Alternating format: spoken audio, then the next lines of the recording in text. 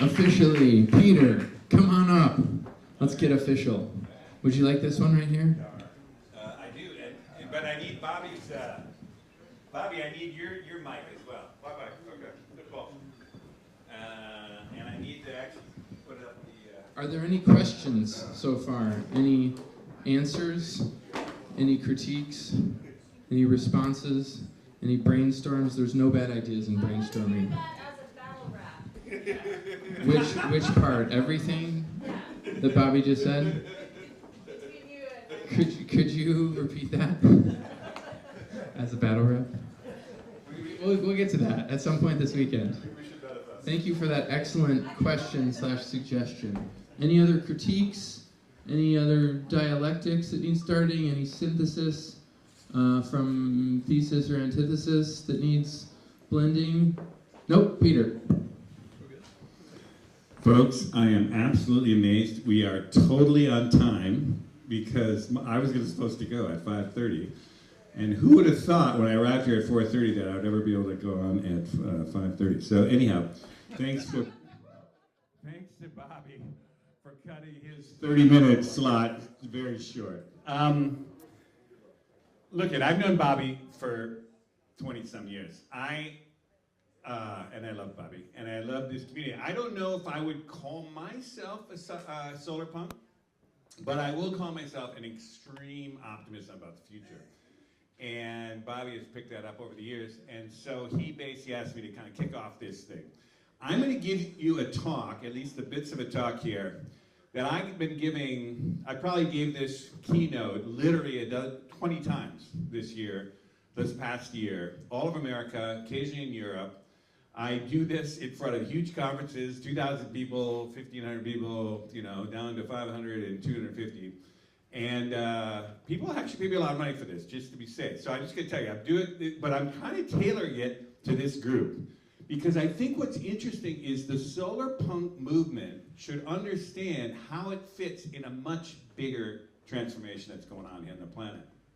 And also, I think this will actually give you hope that when I'm talking to top tech leaders and top business leaders, Americans, Europeans, all over the place, they actually just keep nodding. They love this idea. They love the idea that we can actually create a much more positive future in the next 25 years, which is what I'm going to talk about here today.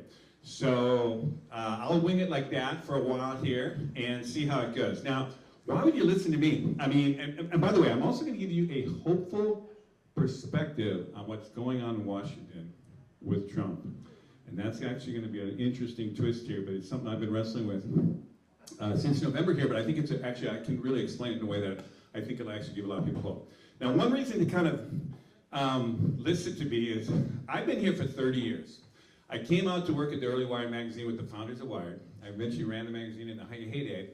And I also co-authored this iconic, this has been called one of the classic cover stories of Wired, called The Long Boom, which was essentially a look at the next 25 years from the mid-90s, when the internet arrived, and people said, what's an Amazon? They're never going to make anything, and nobody's ever going to put their credit card on the internet, and like, who don't even think about that.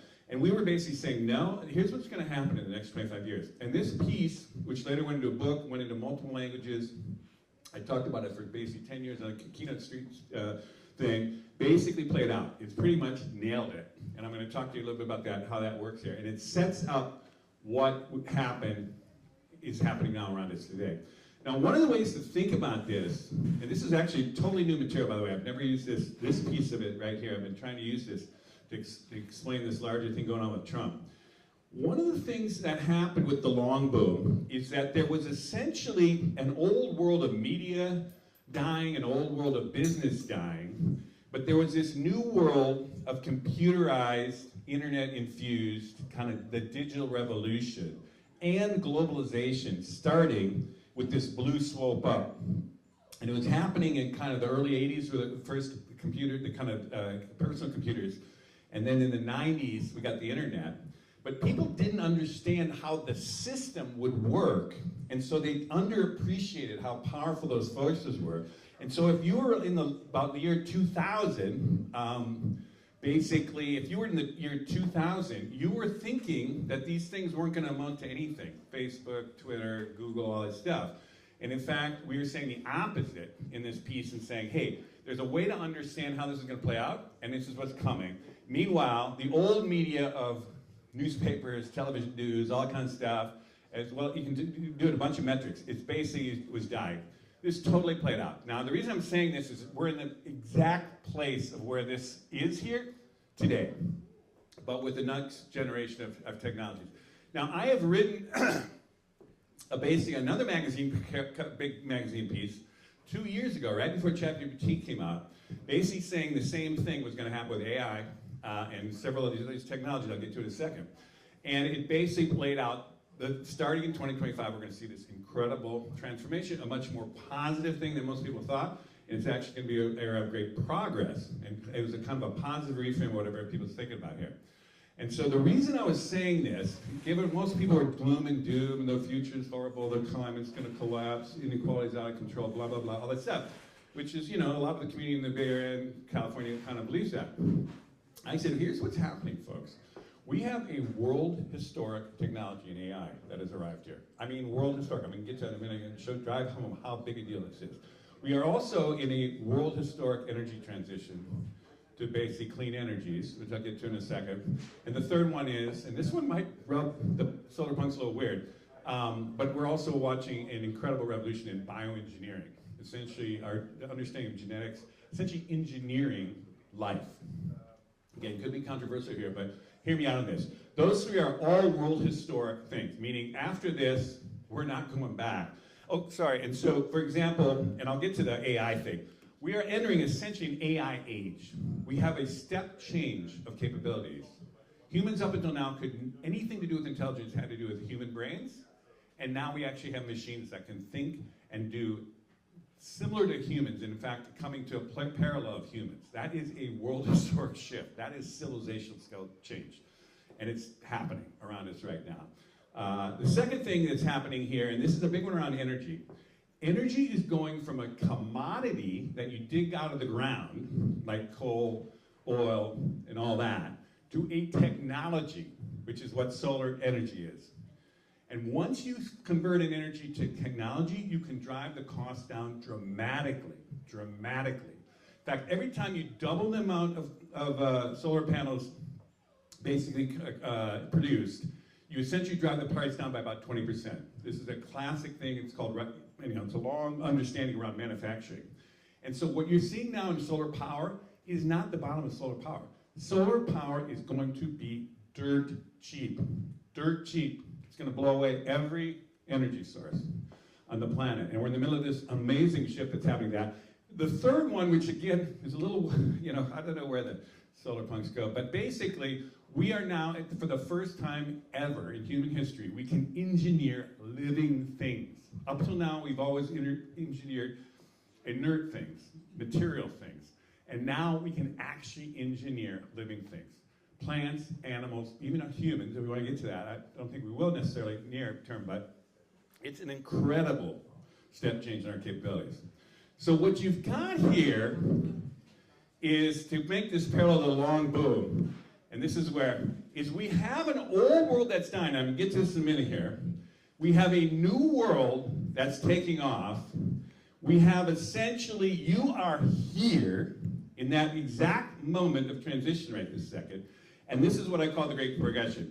And this is why, for all those who are depressed about, Trump and that, Trump is essentially the last gasp of this thing.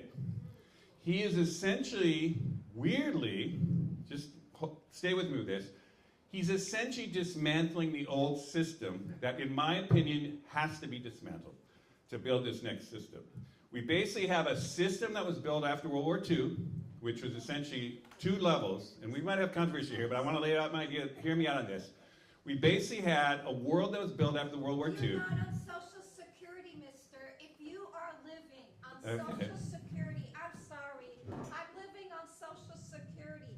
Anybody here who doesn't think that in the future, what you're making now, you think you'll be able to live on that? You're dreaming. Okay, can I just lay out this idea? I'm sorry, but anybody living on Social Security, we're going to being take... communists and they became capitalists, and they couldn't live on their pension because the system changed. So it might be good for young people if they're going to make a lot of money. Otherwise, yes, we will you're take... part of the dismantle, and we'll have to not be homeless. I'm not a pro-Trump guy. I'm saying... No, it's nothing about Trump. We're just talking about when you dismantle a system, you are also dismantling, it's important to tell this to young people, you are also dismantling everything that has been fought for by our grandparents called Social Security. And you're meeting me and others around who actually live on that. Thank you very much. Exactly. There are many systems that will take care of old people. It'll take care of healthcare. There's many things that are going to involve in this system here, including the solar punk future, that is not going to make the same values, the same constituencies you're going to protect, the same things you're trying to do there. You're going to do it in a 21st century way, and we're watching the end of a 20th century way. The things we've been doing since World War II, which is 80 years ago, whether it was the welfare state systems we built out, which were fantastic at their time, they're way past due, whether it's the international system where America was essentially the global policeman around the world, and essentially had an empire around the world, that's essentially an 80-year thing that essentially is coming to the end. And we have to be thinking, and I'm telling you, here's San Francisco and everybody else, we have to be thinking about the next systems to build. It's not about defending that thing. It's not about shoring that thing up to crank along for another 10, 20, 15 years. It's got to be something that is more dynamic, more forward-thinking, and more kind of sustainable in the long run. And so I'm just telling you here, I'm not a Trump guy, but I'm telling you the way to think positively about what's happening here is there's a new world that is going to be born. And it's in the middle, we see the beginnings of it here. We've been watching the takeoff of all three of these technologies as one example, but we're also seeing a lot of new thinking, including the solar pump thinking. It's that people don't see what this is, and they're only looking at what's getting dismantled. And I'm saying the importance of solar punk is to give us that thing, to show what is possible, and to be fresh, clean, energetic, the same way we were when we built this thing after World War II, when we had Tulsa Energy. And basically, it's a different way to think about it. And it's scary, and I know a lot of people get kind of wigged out about that. But I'm telling you, that is essentially where I think people got to wrap their heads around. And this is the first audience that played this thing out here. But I'm just telling you, I think there's something here we should all be thinking about. Now, I want to just go from this into a few other little pieces about this that people do not understand about how big a deal these three technologies are. One is AI. And you've been hearing your various ways about AI. When AI emerged 2 years ago, that is going to be seen literally for 500, 1,000 years. You're going to say that was a world-changing moment. And why is that? Basically, AI is essentially opening up a step change in our capabilities. It's up until now, and like I said, everything to do with intelligence had to be done with a human being, and now we actually can work closely with machines that can do intelligent things. That is essentially in every direction, in every field, in every kind of industry this is going to be happening. And if you don't like that sound, I'm just kind of trying to tell you clearly what's coming in the next 25 years. That's a big, very big deal. It's happening here in San Francisco. Here's our San Francisco 300 years in the future with basically Star Trek. But I'm telling you, there is no other place on the planet that is anywhere remotely close to what's happening right now. China, you name it, any other place.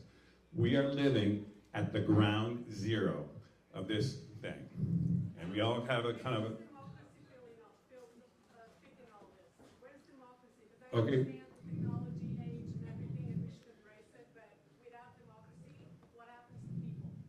We are a democracy. I mean, basically what we have to do is, as a people, we have to shape this new technology. But I'm telling you, before we get to that, I don't know if everyone in this room really understands how big a deal this is. I just want to say to you quickly, I basically, for those first 2 years, I actually ran an event series here at Shack 15 in the Ferry Building, in which I basically dealt with all the AI experts. And I'll give you, this is what we were doing. I want to just give you a little sense about this. This is the guy who invented Siri. Everybody who has an Apple iPhone here, he was a co-founder of Siri. It was bought by Steve Jobs because Steve knew it was happening.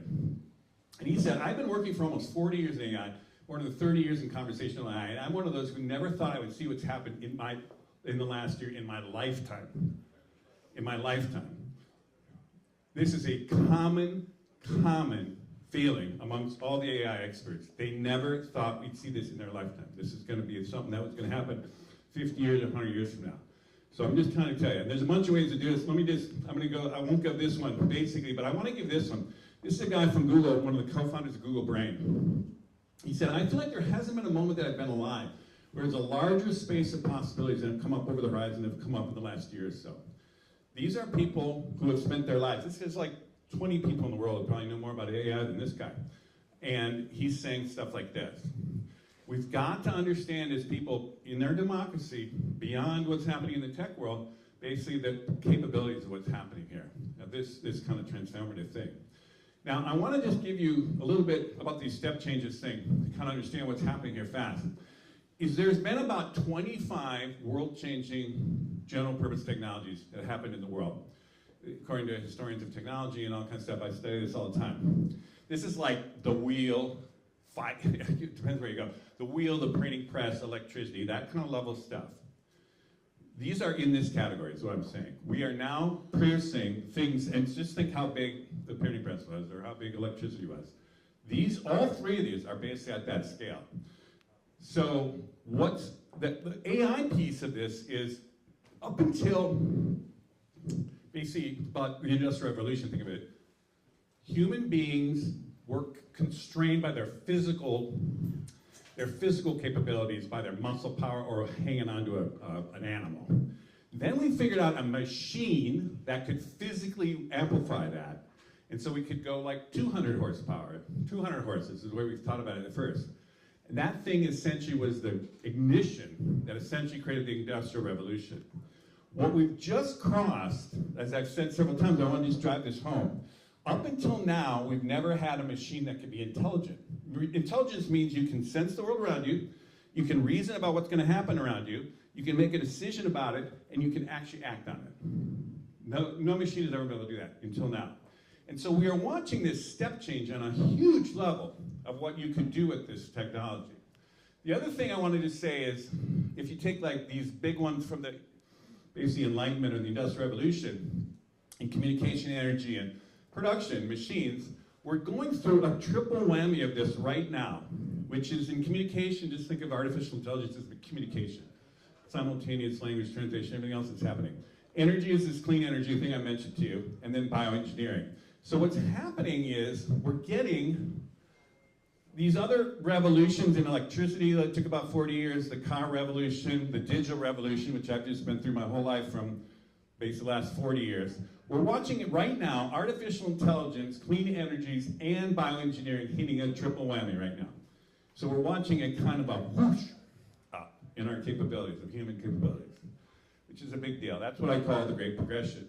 If we do this right, it could be progress.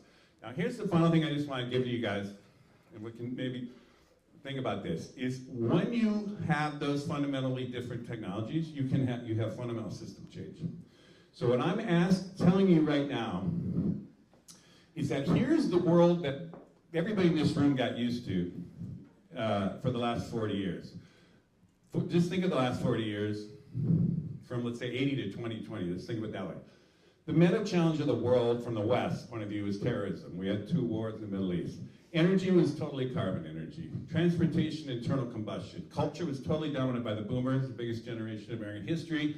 Politics is mostly conservative, because the boomers are actually quite conservative. Economics is all about the private sector, unleashing them. Capitalism is all about shareholders, which is why we got all these billionaires. Work was completely physical, even if it was knowledge work. Production was industrial, which we were perfecting. Geopolitics was in the Middle East, because we had to kind of deal with getting the oil to keep the whole flower world going. That world is over. That's the world I'm basically telling you is coming down. And what you're watching is essentially the last gasp of the oil coalition and everything else to try to shore that up. And that's what kind of Trump is in a way. What's remarkable about this is every single one of those categories has essentially an emergent system. Our meta challenge now is climate. It's kind of become now clear to everybody. Energy's clean. Transportation is shifting to electric dramatically. Culture is dominated by the millennials, who are bigger than the boomers now. I would say, even though you think about Trump now, I think the next 25 years you're going to have more progressive politics coming out of this. Economics is going to have a much bigger role for the public sector. Capitalism is going to be about all the different stakeholders. Work is going to be increasingly virtual, as we've seen with the pandemic. We're going to have this biological production, which is what I'm talking about, bioengineering and synthetic biology. And geopolitics is going to be Asia, because that's going to have to do with the whole climate change thing. That is where we're going. And this happens to be the gap we're in right now. That thing is making its last gas. This is the thing that we have to articulate how to go forward. And that's what I'm saying. So this is now to go back, this last thing here, let me just do this. Now, why do I say this is happening like this? I'm going to give you a couple last things and then, oh gosh, what is that up there? Oh gosh. Okay, anyhow. Anybody in the Bay Area, I don't know how many of you know Stuart Brand, but Stuart Brand is he's an American original. This dude is like literally a precious commodity in the planet. He's about 85 now. He's a mentor of mine. I worked with him for 4 years. Anyhow, there's a way that him and others have figured out how to understand this forward motion thing. So I'm going to do this fast here. The reason I've been using this curve like this is a thing in tech circles we understand as the technology adoption curve, where when you start with the technology, you get innovators, you get some early adopters, you get the early majority pick up on it, late majority say, oh my God, we got to catch up on that, and then you get the laggards, you say, oh my God, I can't even find a black and white TV, I'll get a color. So this is classic. The key thing in my field is understanding the tipping points. You have to understand. Not every technology goes, by the way, and so you have to understand that it's going to go the whole way. But when they go, you want to understand the tipping point. Why? And this is relevant for today. Up until you get to the tipping point, it's disappointment. People think, this clunky kind of cell phone doesn't work, or the solar is glitchy and it's expensive and whatever. But then once you hit a tipping point, boom, it's exponential growth and everyone's amazed by the thing. It's like it's obvious to everyone. So the other thing about tipping points is everybody will hang on to the old way of doing something, the old system, until you get a new technology and you say, that's useful, I can maybe do that. But they're not going to switch until they see enough people adopt it, like Uber or something, say, this is a lot better than a taxi. And then as soon as, boom, it just goes like that. So paradigm shifts happen extremely fast. Extremely fast. They surprise everybody outside the field. And when you hit the tipping point, you get these things very quickly. And so what I'm telling you now is essentially this is what's happened to what I just showed. What I described to you is when I wrote The Long Boom in the 90s, I was explaining that tipping point was coming, boom, and it was essentially going to scale like that. And everybody here was saying, you're full of shit, you don't know what you're talking about. And essentially, the same magazines and the same newspapers that were saying I was full of shit are basically out of business now, right? I mean, it's kind of that kind of way it works. So I'm just trying to tell you that I've seen this happen before. I'm going to give you a few more stats here just to drive it home, and then I'm going to do a little bit on what we got going here. So we said, hey, this technology is going to, these computer chips are going to keep doubling in power every 2 years. Boom, that happened. This is a logarithmic chart, by the way. It'll go up to the skyscraper right now. We said, these kind of things are going to drop in price. So look at this thing. For anyone here, a gigabyte in 1980 cost essentially $700,000. And everybody in this room probably has 200 gigabytes now. It's now basically a penny. The growth of people on the internet. When we were talking about this stuff on the internet, it's like in the 90s, it's like, oops, sorry, nobody, and now it's half the planet, more of the, it's 3/4 of the planet. It's the other thing about Apple. Back in the 90s, they were broke. And by 2020, they're their first $1 trillion company, and as you know, they're all trillion. It's not, and it wasn't just Apple. By 2020, they're all $1 trillion companies, all basically in the Bay Area here, or Seattle, dominating the global economy. We watched, unfortunately, I would say, because we didn't constrain corporate profits, that went through the roof. That was the same hockey stick. And you watched basically a stock market boom. When we came out with that piece, the stock market, the Dow Jones was 5,000. 5,000, folks. And we said, it's not a question of it hit 30,000. And what did it do? By 2020, it hit 30,000. So anyhow, the point is, we know how this works. And I'm just saying right now, we're kind of in another world right now. I want to let me just do one. I don't have enough time to, I could make this faster just because it sounds like this is a group that wants to talk. But let me just say one thing about climate change, because everyone's worried about climate change. This is essentially the regions responsible for climate change in terms of the carbon in the atmosphere. But one of the things I want to point out to everybody here is the developed economies essentially are flatlining. In other words, if you go basically back, we right now, all the advanced economies, the West, we are doing the same amount of CO2 emissions as we did in the 70s. We've peaked and we're driving it down. And basically what we're trying to do with the global thing is we're trying to peak the world and really drive it down. So that's kind of the thing we're up against. And so I just want to give you guys some hope that what's happening now in clean energy is absolutely, the same thing's happening. The Swanson effect we watched, costs of PV, photovoltaic things have just dramatically dropped, boom, in this period. We're watching right now the price of electricity from new solar power dramatically dropping, by the way. In fact, that one's worth, well, just for the sake of this talk, we won't go into it, but it's just phenomenal. We're watching it scale up dramatically. Solar, that same hockey stick we saw in technology. We're now getting close to where we can hit our goals of 100% clean energy by 35, partly with the IRA. We're watching the monies flowing into this. This is where private sector money, not government money, is going into. It's over $1 trillion coming in. This is the auto industry. This is the solar industry. And here's the last thing I'll just say. There's two routes to clean energy, or kind of carbon neutral. This is what we've done since the 60s in nuclear. This is non-hydro renewables, wind and solar. Which one would you bet on? We're on the beginning of an unbelievable hockey stick of going up on this. So this world is starting to go in place.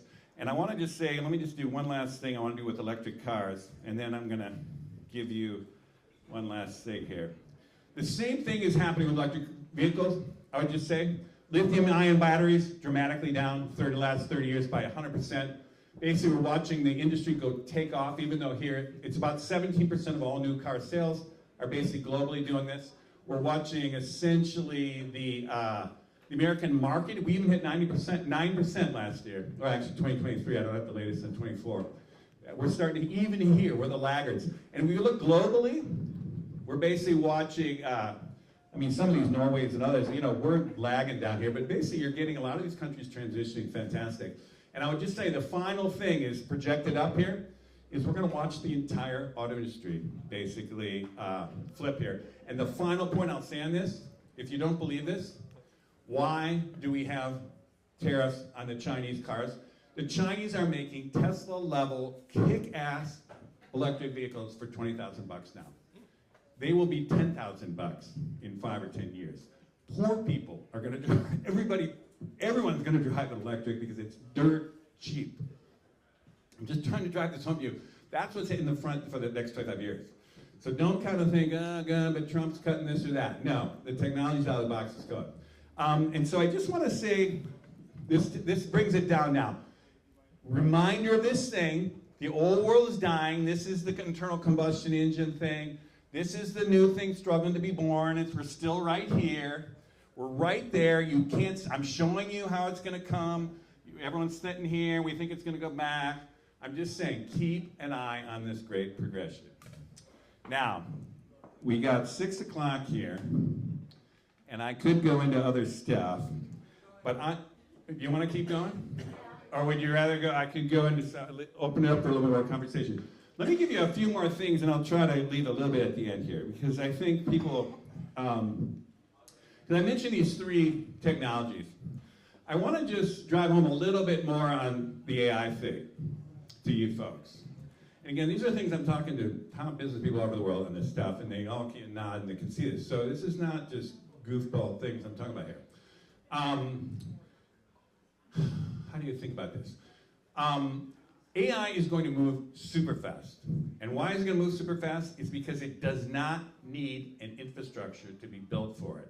When I told you that thing in the digital age in the mid-90s, and I said basically it took 25 years, that's because in the mid-90s, someone had to build You know, the internet, fiber optics. Someone had to build the wireless, 4G, then it's 3G, 4G, 5G. Anyhow, it takes 25 years to build infrastructure.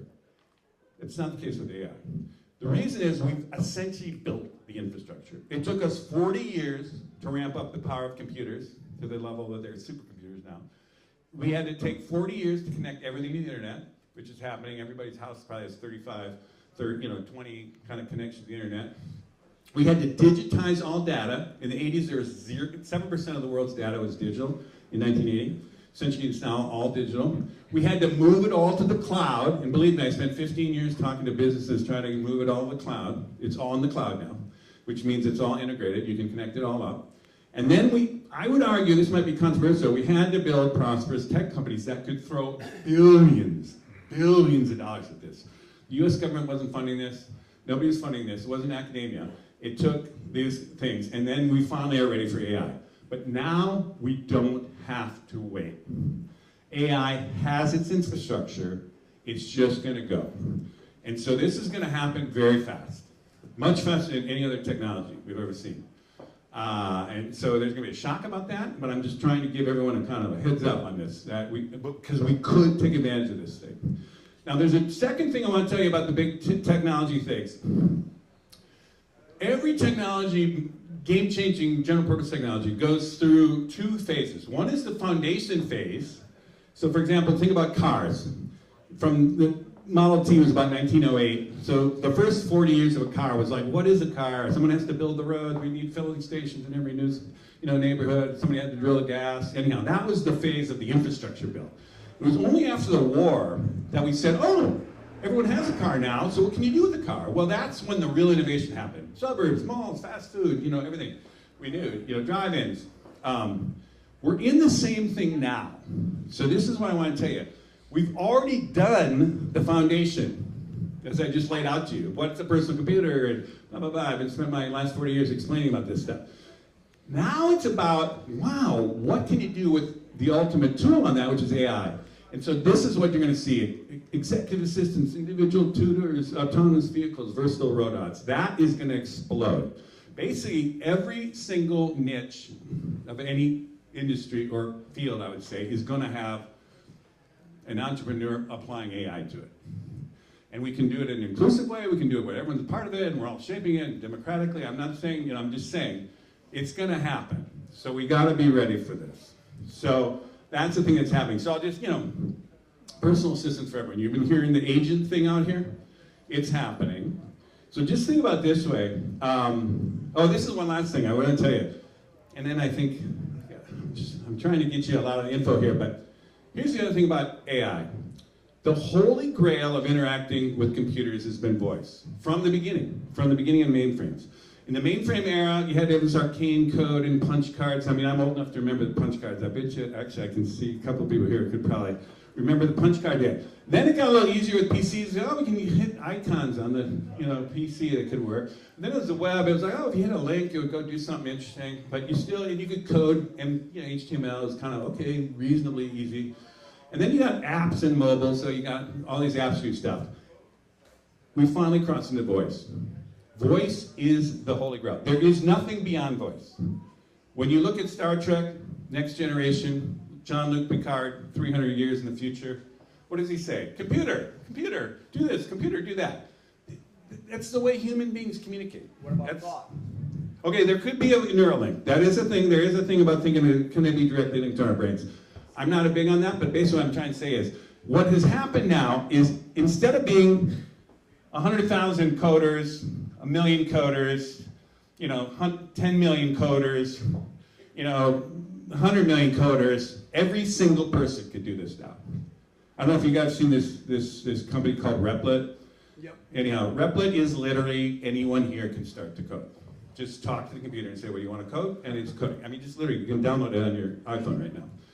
So this is a big deal. So what's also happening here is these agents, if you knew something about sustainability here, a lot of people here, just think of this idea that you now have PhD level agents who can basically tell you anything in any kind of category and can actually go do stuff for you. Not just talk to you that they're seeing now, but within the next year or two, it's essentially they're going to go do stuff for you. That's what all this research stuff they're talking about.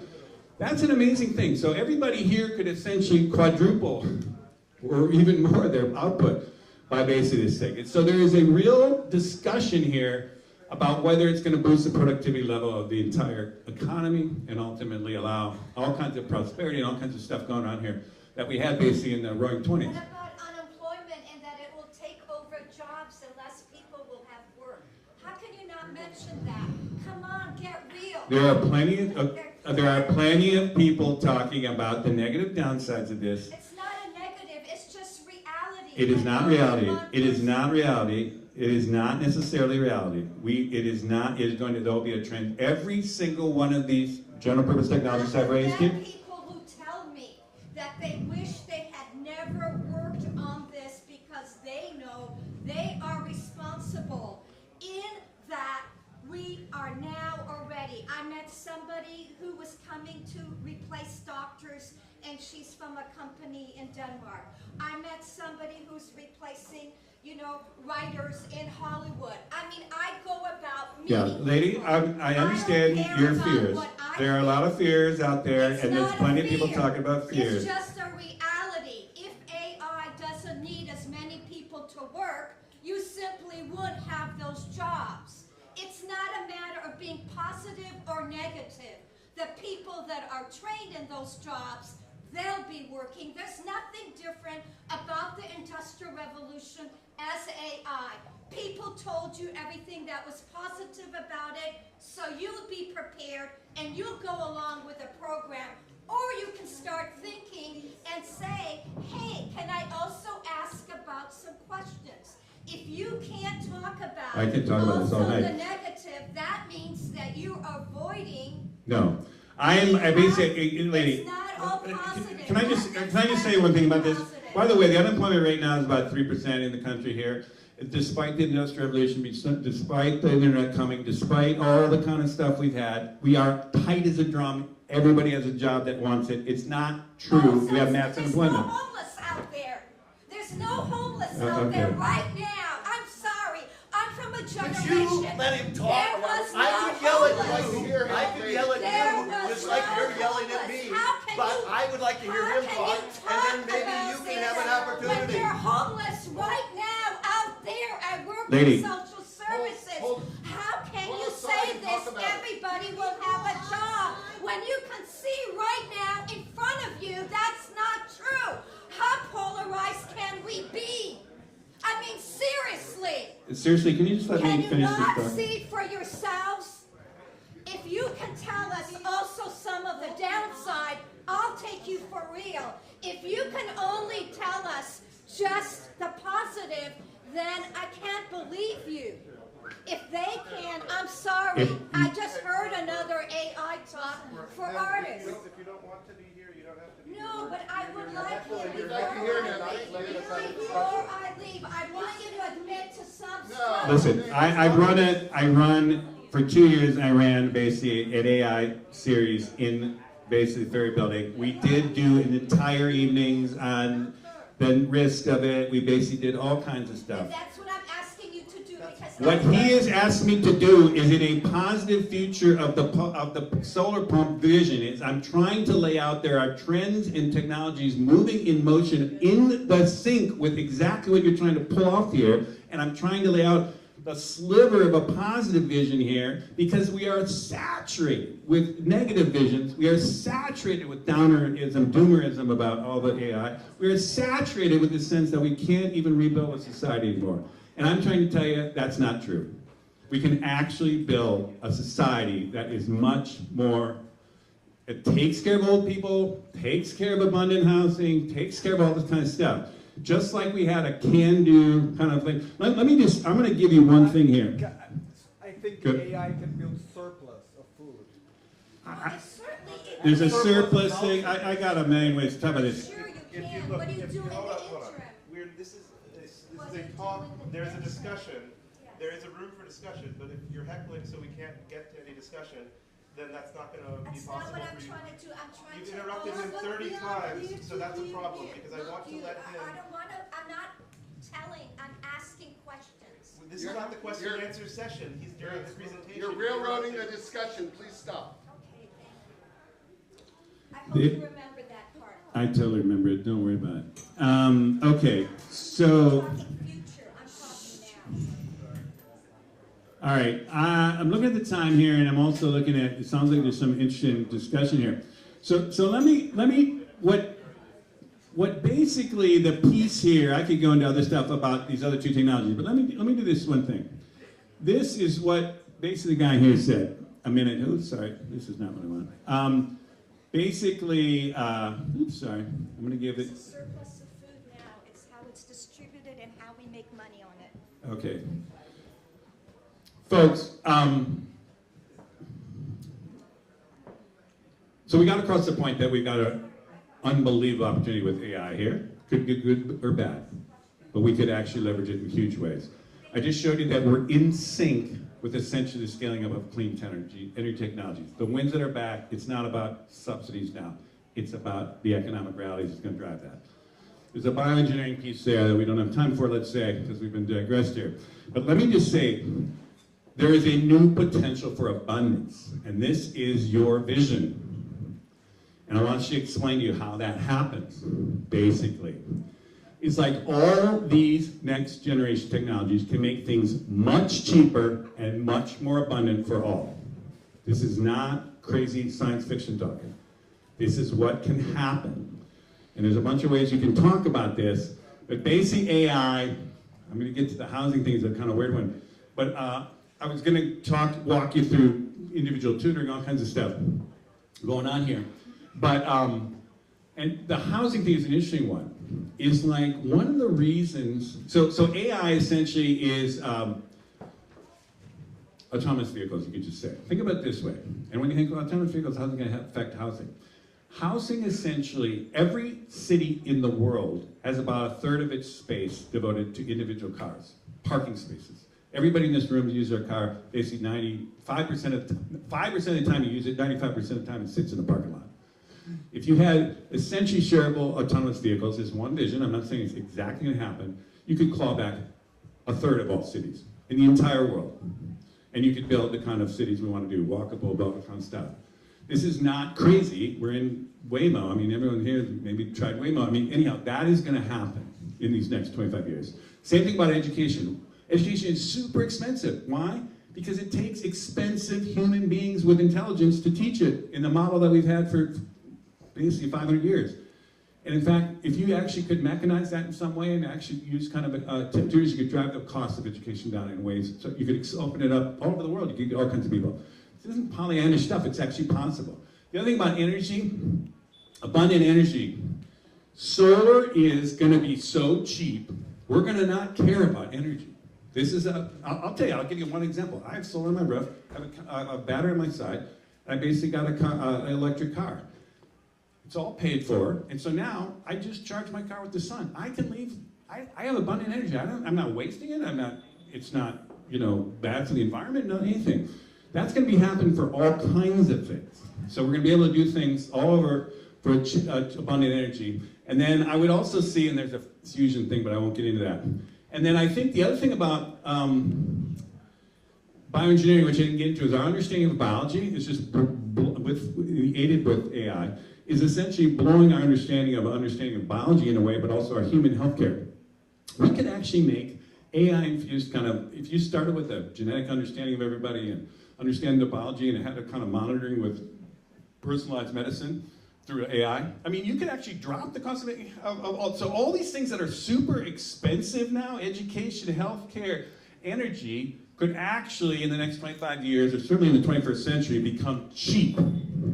And so I'm just saying there is a weird alignment with the forces of technology with the solar punk future. Okay, oops, and here's my tongue thing. All right, I got 15 minutes here. Do you want to hear my last little bit here, just on this thing? All right, I'll give you the Trump thing, and because everyone's freaked out about Trump. And for good reason. I mean, and it is upsetting a million people, and it's upsetting all of us. And, I voted for Khan, the whole thing. I mean, I get all that. But here's what I'm thinking that's interesting about this. There is, and again, it's taking a long lens here of generational change here, is this is essentially the generations of America in 2020, basically. And this is who's retired, and this is what the guts of the economy is. Who buys stuff and who works. And already in 2020, half the boomers were essentially retired, or why this is numbers going down is they're dying, basically. All those rock stars who drop off in their 70s, that's dropping this number, right? But they're not alone. All the people who watch those rock stars are also dead. Okay, sorry. Anyhow, the point is, what's interesting is if you just play this out to 2030 here, basically, baby boomers are all retired or dying off. And you have absolutely the most dominant double-powered generations is millennials and Gen Zs.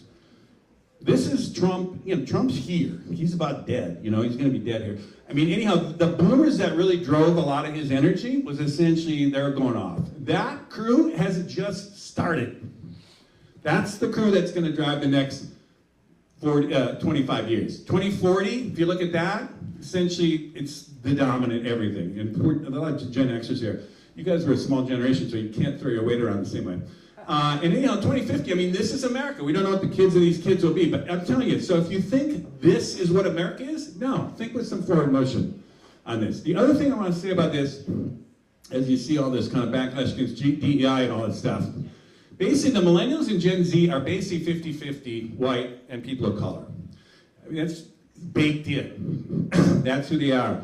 And there were two great, this is the great late 19th century, early 20th century immigration wave, which was was basically Europe. And this is the last one we had starting in the 80s here. And essentially this is all over the world, but essentially people of color. And so what we're basically having here is, this was 2020, but essentially we're going to have a country that is whites are going to be like the minority in the country, as it is in California here, by the way. California is only about 35% white right now, the whole of California.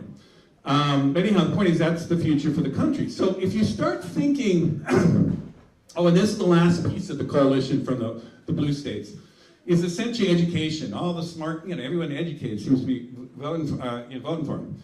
And this is the rise of college-educated four-year colleges. By the way, in '65, only 10% of Americans had a four-year college education. It's about 40% now. And if you take the younger generation, they're about 60%. So you essentially have more and more smart people who tend to vote blue.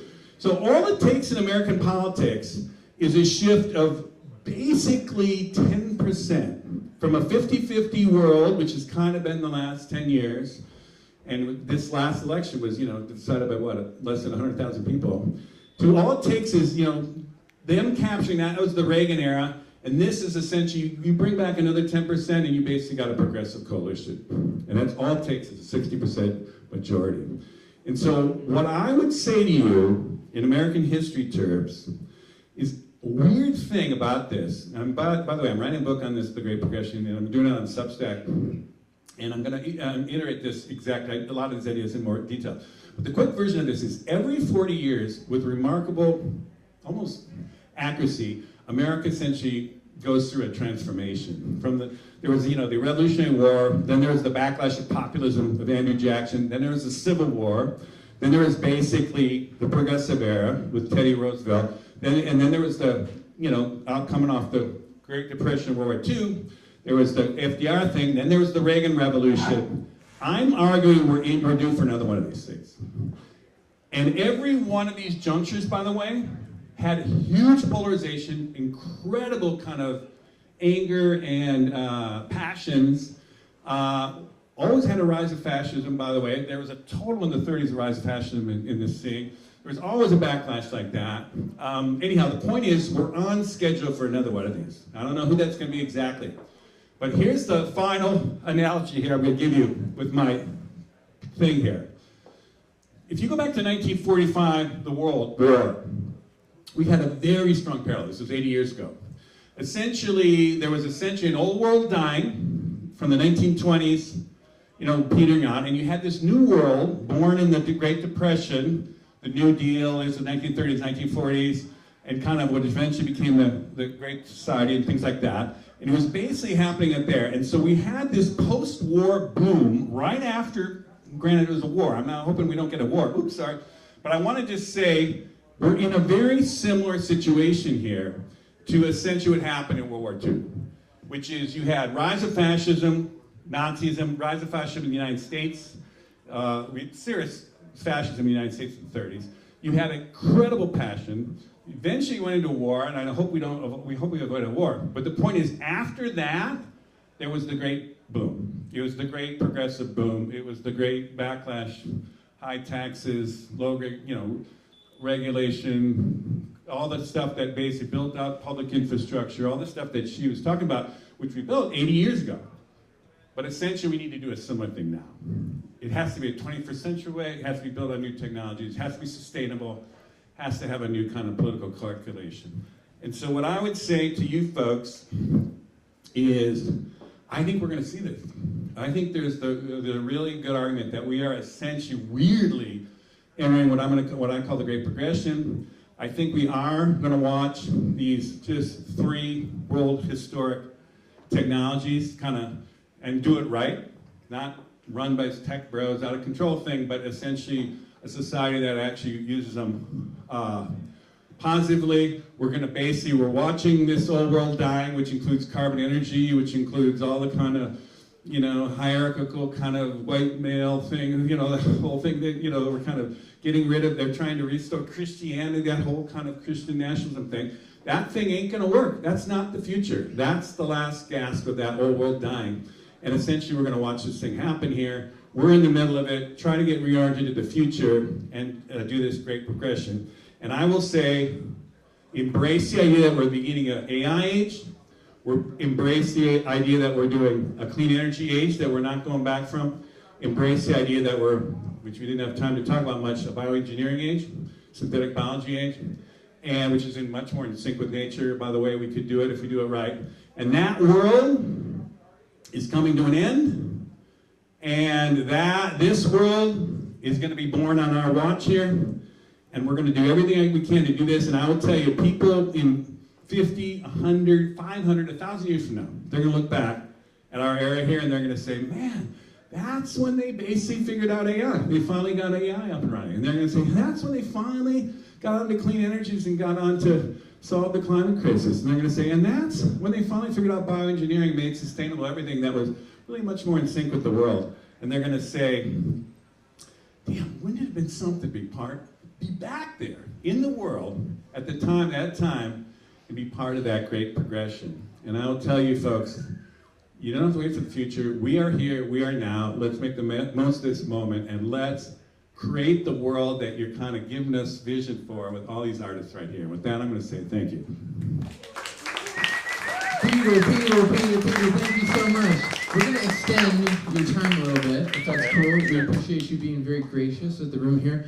I just want to say I appreciate how much all of you are just making space for whatever happens, because we all have a lot of strong opinions. This brings up a lot of stuff, right, for all of us, and I think there's a lot of legit arguments to be made in every direction, and I just saw a whole room of people just like take a deep breath and lean into it a little bit, and nobody was freaking out, and we're like letting it have some air, letting it have some light, and I appreciate you being gracious with that too. So we're going to extend Peter's time just a hair, because we know there's lots of other smart people in the room as well.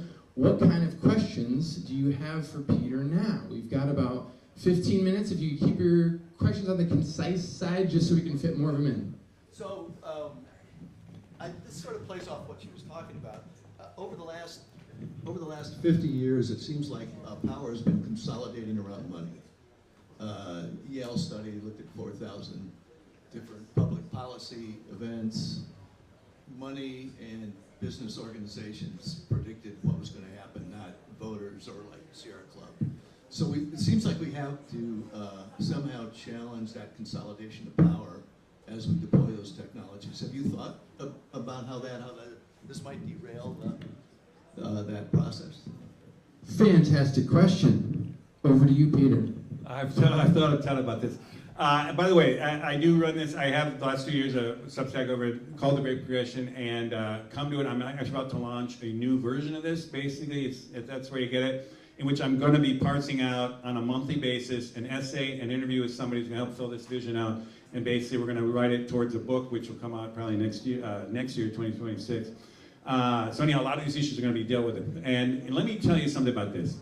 Every single one of these eras that were essentially born of new technologies started with amassing incredible power to essentially the tech titans of that day. We called them in the late 19th century the robber barons. The Gilded Age of the 19th century was totally out of control. If you think it was bad for people, average people now, I mean, try working in a factory in 1870 or 1880 or 1890. And what happened there, folks, is interesting analogy. There always then is a populist uprising. Weirdly, in the late 19th century, it was rural populism. I'm from Minnesota. There was a kind of rural prairie populism. But there also is a workers' populism. And essentially, they do a similar thing. They flail around. They kind of attack the thing because they're trying to get the working man or working people's kind of play thing. It fails. I mean, you could say if Trump is a populist thing here, it's going to fail. But what actually followed that period was what we call the progressive era, literally the progressive era. And it was Republicans and Democrats. It started with Teddy Roosevelt, ended with Woodrow Wilson. And we had an explosion of innovation. The kind of income tax, women's rights, the food and safety, health, all kinds of stuff just exploded in about a 20-year burst of what was essentially a progressive era. And then we had the World War I, and the whole thing kind of petered out into the 20s. But anyhow, the point is, that happened there. The same thing happened coming off the 1850s. It was a crazy, essentially the country was run by basically Southern plantation fascists. And basically we had a war. But what happened out of that was Lincoln and the Republicans was essentially a progressive revolution. They basically they land grant universities, they kind of Homestead Act, everyone could have a piece of land. There was a ton of innovation, but around progressive values of distributing wealth to everybody. And that was really a great run coming off that, which eventually the other side got an upper hand, after Reconstruction. But basically the point is, this happens all the time. We're in another one of those things. And as much as you can keep some perspective that all is not lost now, this is what happens when you go through big changes. When people are super upset, like this woman, they can get harnessed by someone who says, hey, I can solve everything and just vote for me, and that's what happens. But what happens in progressive areas is a smart professional classes, average people basically come together and say, we've had enough. We're going to reorganize society. We're going to basically do it in the way that we want to do it. And I say we're due for that, and we're going to do it. And I think you're on the verge of it. And that's what I'm trying to plant your seed is don't spread the word. How many other folks have questions? I saw a couple hands back up there before. Keep it up for just a second. Raise your hand if you're going to have a question. That's a half a hand right there. You have half a question. 1, 2, 3, 4, 5, 6. Cool. I think we'll have time for all of that. Why don't we go in this? If you just put your hand up, we're going to go in this order around the room. Okay. You first. Come up here. So maybe just say one word of your name and 3 words about what you do. It doesn't have to be a title. It could be a general area, whatever. Tell us a little bit about yourself. Thank you. My name is Sarah Olson, and I do social return on investment analysis. I want to thank you, and I want to thank this lady. And I want to thank everybody in the room for not letting it get too scary for yourself, as she was expressing a lot of energy, because I feel like if we get to a place where she can be heard, we will avoid the war.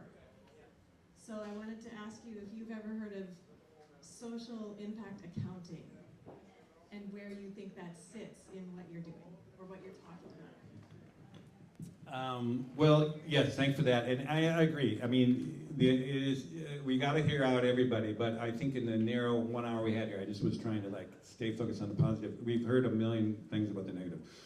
And it's not that there's nothing negative, and there's a bunch of things we've got to worry about this kind of transition. But yeah, social acting, essentially one of my best friends runs a thing called Impact Alpha. I don't know if you follow Impact Alpha. It's essentially a media outfit that is focused on all the impact investing, and he's been doing it for 10 years. It's a great little business. They got about 10 employees. Total promo here, you should go out and follow it. But I've been tracking this very closely. He's my best buddy, so we go mountain biking and hanging out all the time. But I would say the impact investing was, if you remember that little kind of beginning of the kind of curve up into the new thing. That was impact investing. It was before people could understand the great massive returns you could get with clean energy, which is going to be freaking obvious now. Not this year with Trump necessarily, but in the course of these next 25 years, there will be unbelievable amount of money made in this kind of world, in this clean energy world.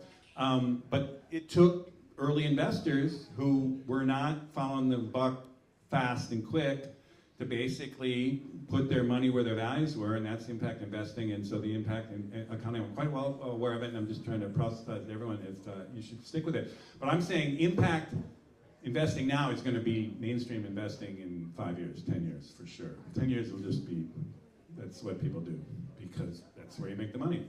Anyhow. I'm sorry, did you use a specific phrase that was not impact investing, but impact something accounting? Social value accounting? Oh, Social value accounting. Okay. Well, yeah. Similar idea. Just to clarify that and put that out there. You had half a hand up. Come on up halfway. We don't have a very long mic cord. Thanks. Yeah, the half a hand was because it's kind of halfway negative.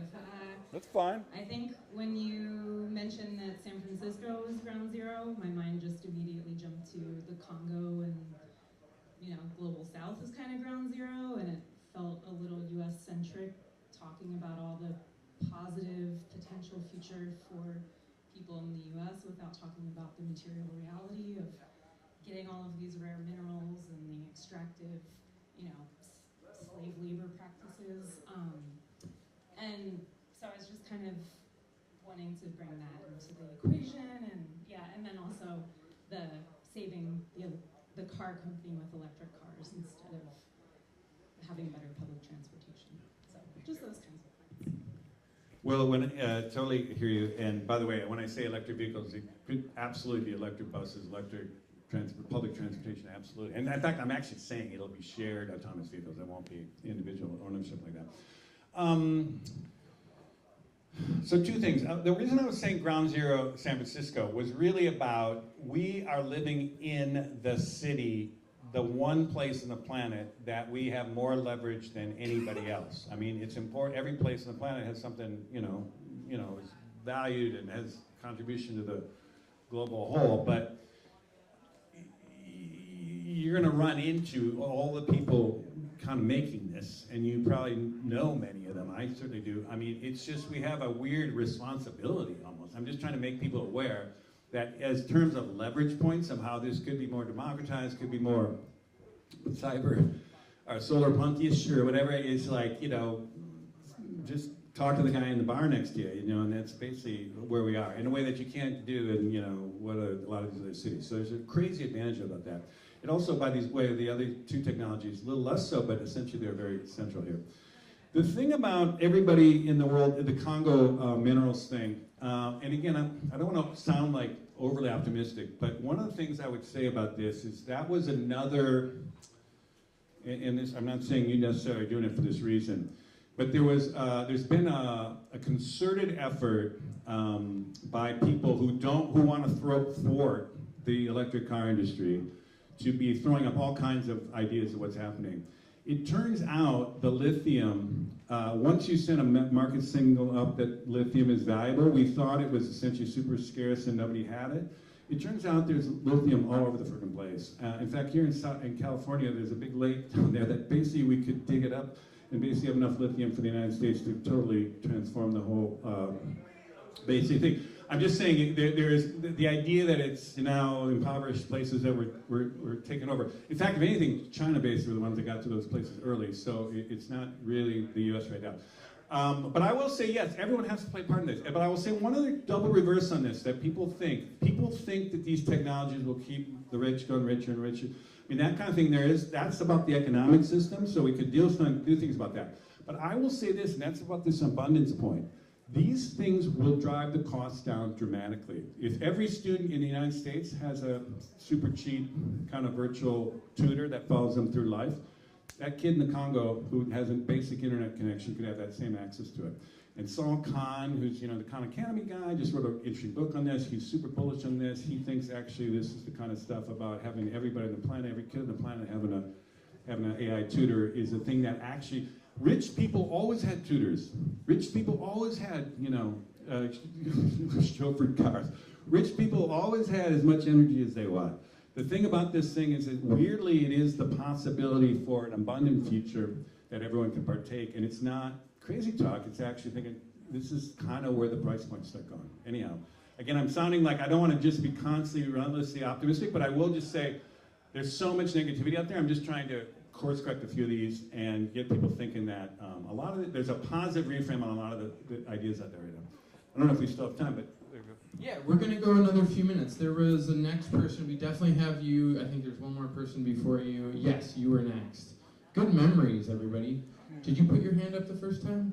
Yeah, you did? How about behind you? I'm sure you maybe missed it. Yeah. Thank you so much. I'm Gabby, and I'm building an app to help people navigate their career and build a life that they actually want with a career that fits into it.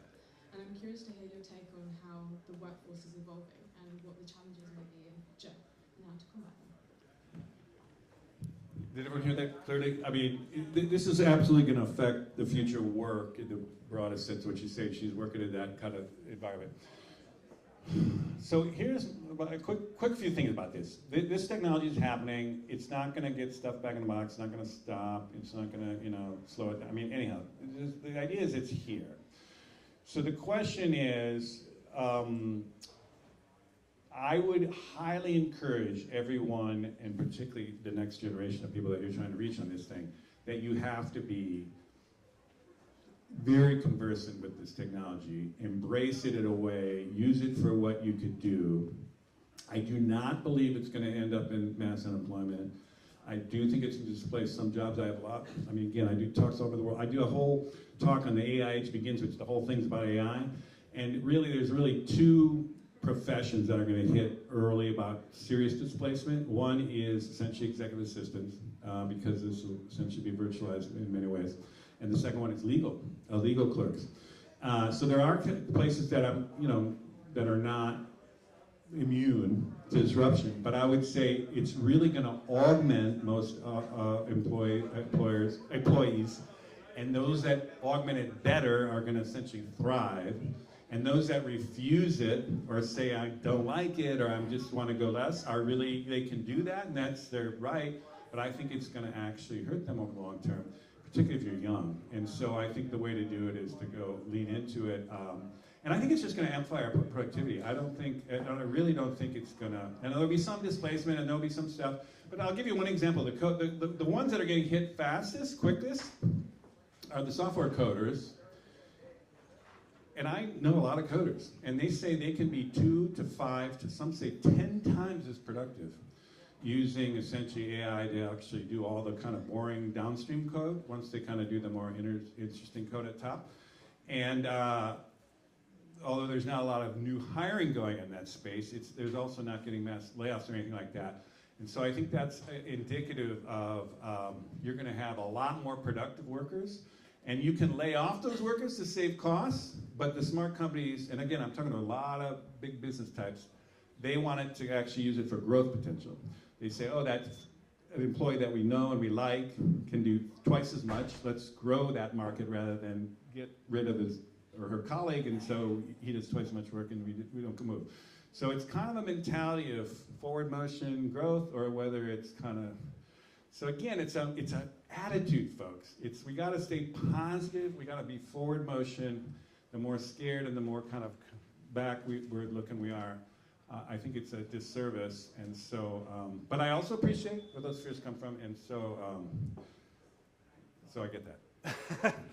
We're gonna try and squeeze all the final ones in. Can the two of you back there just yell out your questions? Maybe both of them, not simultaneously, but back to back.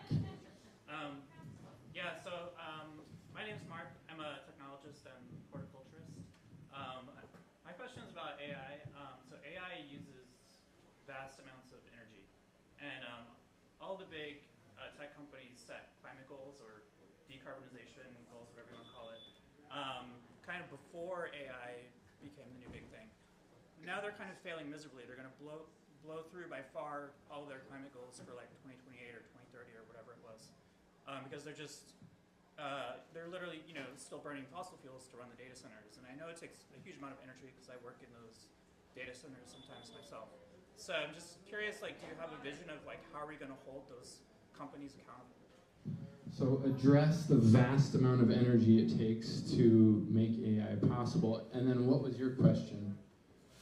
Mine was more about the economic system and how capitalism is inherently not sustainable. Address all of capitalism as quickly as possible. And then we have, we'll get to you guys. I'm just going to do just those two. Are they related to these two? Yes, related. What is it? So, is there He's answering all the questions in the world right we're now. talking about a radically optimistic future, but I'm wondering, it's so competitive in the sustainability workforce, it's hard to get a job in it, and I'm wondering how we're going to expand that workforce if it's being defunded. Another vast arena for you to address in 30 seconds or less. You can do all three of those. Well, really consult AI. Yeah. Okay. The energy thing. If everyone heard that, I don't have to repeat the question. But here's the thing about energy. It absolutely, as of now, it takes an immense amount of energy. But there's been, but again, we're very early in this process. And so I will just say for those that follow this story closely, the whole DeepSeek thing coming from China. Basically, we're entering the phase which every one of these happen. You start with these brute force things that just take an insane amount of energy and just kind of, only the biggies can do it. And then you get the kind of essentially software tricks or kind of other kind of innovative tricks that essentially realize, oh my God, we can do it for it's literally a tenth of the energy, a tenth of the cost, all kinds of stuff. And we're just beginning that phase. And it's just not like the Chinese figured something out that no one ever going to figure out. It's just, no. It's like you've unleashed, 100 million kind of coders to kind of figure out how to do that better. So we're going to see a crazy amount of costs coming down, but also energy use over time. Now that said I know a lot of these people in these big tech firms. I've been here for 30 years. I used to work at Wired. Anyhow, schmooze around with these guys all the time. I don't think they're going to turn back. It's not like all of a sudden they realize, oh shit, I don't care about climate. They're kind of caught in this moment of like, oh my God, yeah, we're committed to these goals, but also we're basically trying to kind of stay competitive around the world and all the kind of stuff we need to do. And so I think it's a weird, and again, I'm just going to throw up one possibility here that's positive in my kind of way of doing this. But I will say this, their values are aligned with staying within those goals. And so what you're going to probably see is a ton of money going from big tech into alternative energy. I mean, it's going to be like geothermal, there's going to be all kinds of stuff. There's actually a lot of them, there's funding fusion energy things. And they're trying, nuclear, which doesn't have CO2 releases, and I don't know how you feel about that, but there's a lot of interest in nuclear energy. In fact, Microsoft is going back to 3 Mile Island and stuff, which is kind of not the way to go necessarily, but there's these small nukes, those 4th generation nukes that are kind of much cleaner and safer and a bunch of stuff. Anyhow, I just think that there's an alignment now of interest between the tech world and the energy world to stay within those clean boundaries. So I'm not as worried about that, although I get what you're saying there. The economic system thing is a big question, but here's what I would say. I mean, capitalism kind of expands and contracts around 2 ideologies. One is a conservative, deregulate, tax cutty, blah, blah thing that we've kind of seen in the wake of the Reagan thing and Thatcher and all that stuff. But it also has had, essentially progressive eras coming off World War II where, billionaires were taxed at 90% and, basically all corporate taxes. I mean, it was a lot of basically, there's different ways to run the system without becoming communist or socialist per se. I mean, flat out change the fundamentals of the system. If we could change the fundamentals of the system, I mean, as a young guy, I spent a lot of time trying to think about that stuff.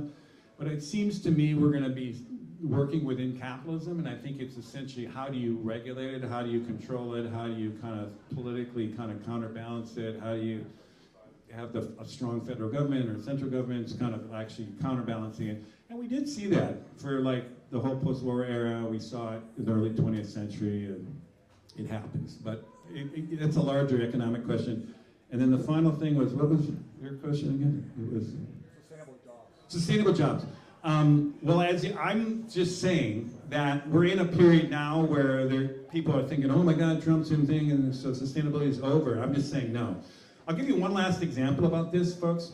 I lived through I mean, I don't know how many people remember this, but in the middle of the 90s, when we started articulating this boom, there was a dot-com boom, where basically you had all these companies say, oh yeah, the internet is gonna be a thing, and finally they caught on, and basically money went into it, and there's this whole kind of buildup of the economy, and we had a total dot-com crash. And those that were outside the tech world sat there and said, see, this internet thing's stupid, see, this digital revolution's not gonna amount to anything, see, the whole thing's over, we're not gonna do, you know. And they were totally wrong. Because what basically rebooted off that was essentially what they call Web 2.0, but it was essentially the beginnings of all the trillion-dollar companies of today. Multi-trillion-dollar companies came off after the dot-com crash. So right now, think of yourself in the sustainability crash, maybe. There is this thing, oh, Trump's in things, oh, there's no more IRA, oh, they're gonna roll back the subsidies, oh, there's no career in that. Now, the climate's gonna get worse. Cities like LA are gonna keep burning. The cost of solar are gonna keep going down.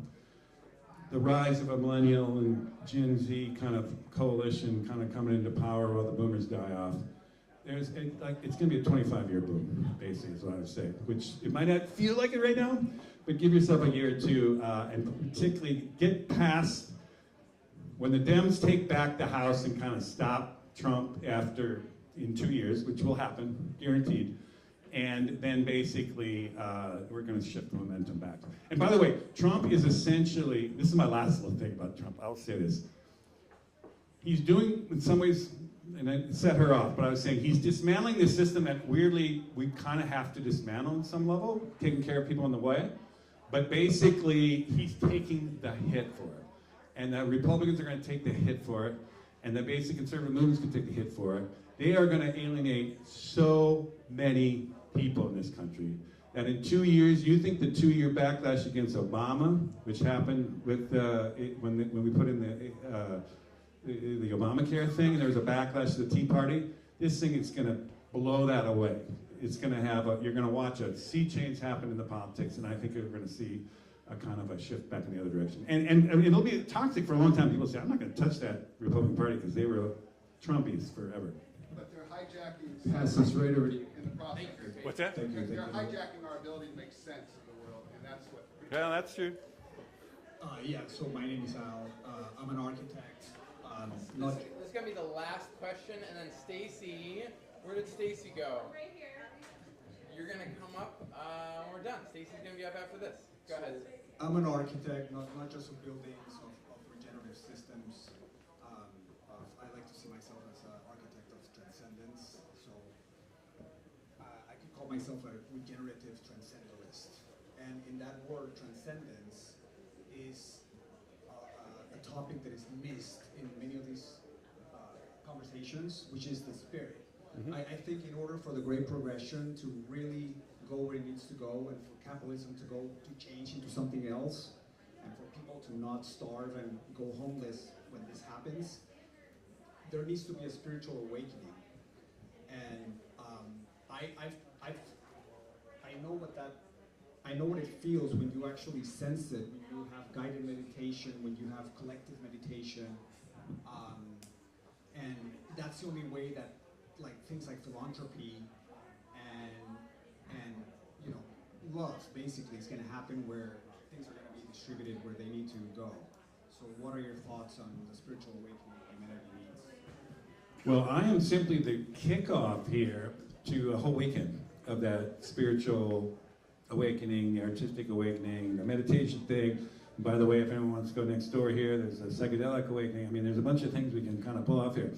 I personally am just kind of giving you, I would say, I don't have a lot to say about that. That's not my kind of world as much. So I would say I'm kind of giving you the kind of the infrastructure or the scaffolding or the of kind of where the technology is that you can build off of. And I think it's really up to everybody in this room and everybody in this community, everybody who's going to be here this weekend, to envision, you know, these are spiritual images, these are artistic images, these are, you know, aesthetic images. This isn't a technology thing. I was giving you that world has the kind of infrastructure, the bones, the skeleton system is there with the technology to create that kind of world. And so I'm just kind of kicking it off with that. giving you guys some hope, giving you guys some framework there. But I'm going to hopefully learn from a lot of these spiritual insights and meditative things that are going to happen in the weekend. But I'm not the guy to listen to, and so I can't really say. Yeah, I think like understanding what it means to be inspired and in awe of nature of art. That's Inspired. That's a good architecture. Yeah. Thing. Peter, thank you for the provocative scaffolding, the wonderful thoughts.